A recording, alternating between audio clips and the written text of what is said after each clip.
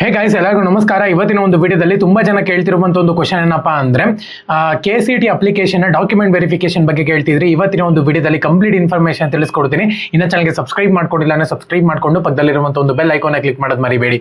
ಬನ್ನಿ ವಿಡಿಯೋನ start ಮಾಡೋಣಂತೆ. So ಅದಕ್ಕಿಂತ ಮುಂಚೆ ನೀವೇನ ಸೆಕೆಂಡ್ PUC ಎಕ್ಸಾಮ್ ನ ಫೇಲ್ ಆಗಿದ್ದೀರಾ ಅಂತ ಹೇಳಿದ್ರೆ ನಮ್ಮ ಹತ್ರ ಪಾಸಿಂಗ್ ಪ್ಯಾಕೇಜ್ ಅವೈಲಬಿಲಿಟಿ ಆಗಿದೆ ಅಂತಾನೆ ಹೇಳ್ಬೋದು.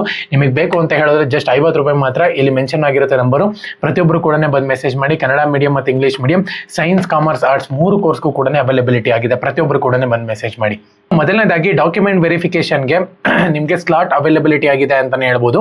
ನೀವು ಇವಾಗ ಬುಕ್ ಮಾಡಿಕೊಂಡು ಆಫ್ಲೈನ್ ಡಾಕ್ಯುಮೆಂಟ್ ವೆರಿಫಿಕೇಶನ್ ಮಾಡಿಸ್ಬೇಕಾಗುತ್ತೆ. ಸೊ ಯಾರೆಲ್ಲ ಮಾಡಿಸ್ಬೋದು ಅಂತ ಹೇಳೋದಾದ್ರೆ ಕ್ಲಾಸ್ A1 ಮತ್ತೆ ಕ್ಲಾಸ್ B1 ಮತ್ತೆ CDEFGHIO ಇಷ್ಟು ಕ್ಲಾಸ್ ಅವರು ಇರೋರು ಕೂಡ ಆಫ್ಲೈನ್ ನ ಡಾಕ್ಯುಮೆಂಟ್ ವೆರಿಫಿಕೇಶನ್ ಮಾಡಿಸ್ಬೇಕಾಗುತ್ತೆ.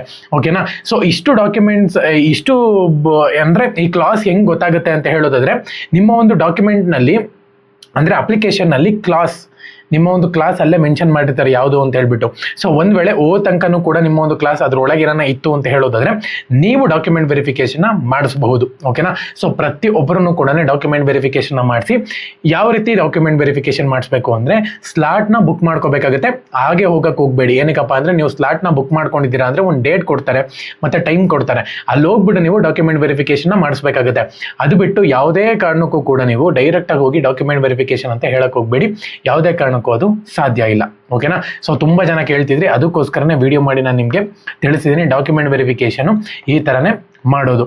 ಪ್ರತಿಯೊಬ್ಬರೂ ಕೂಡ ಮಾಡಬೇಕಾಗುತ್ತೆ. ಇದ್ಬಿಟ್ಟು ಬೇರೆ ಒಂದು ಕ್ಯಾಟಗರಿ ಮಾಡುವಂತ ಒಂದು ಅವಶ್ಯಕತೆ ಇಲ್ಲ. ಇವಾಗ ನಾನೇನು ಹೇಳಿದ್ದೀನಿ ನೋಡಿ, ಎಲ್ಲ ಸ್ಟೂಡೆಂಟ್ಸನ್ನು ಕೂಡ ಮಾಡಬೇಕಾಗುತ್ತೆ. ಓಕೆನಾ? ಸೊ ಚಾನಲ್ಗೆ ಸಬ್ಸ್ಕ್ರೈಬ್ ಮಾಡಿಕೊಂಡು ಬೆಲ್ ಐಕಾನ್ ಕ್ಲಿಕ್ ಮಾಡೋದು ಮರಿಬೇಡಿ. ಎಲ್ಲರಿಗೂ ಕೂಡ ಆಲ್ ದಿ ಬೆಸ್ಟ್. ಮತ್ತೆ KCET ಆಪ್ಷನ್ ಎಂಟ್ರಿಗೆ ನೀವು ಎಂಟರ್ ಆಗಬೇಕು ಅಂತ ಹೇಳಿದ್ರೆ ಡಾಕ್ಯುಮೆಂಟ್ ವೆರಿಫಿಕೇಶನ್ ತುಂಬಾ ಮುಖ್ಯ. ಪ್ರತಿಯೊಬ್ಬರು ಕೂಡ ಡಾಕ್ಯುಮೆಂಟ್ ವೆರಿಫಿಕೇಶನ್ ಮಾಡಿಸ್ಬೇಕಾಗುತ್ತೆ. ಜೈ ಹಿಂದ್, ವಂದೇ ಮಾತರಂ.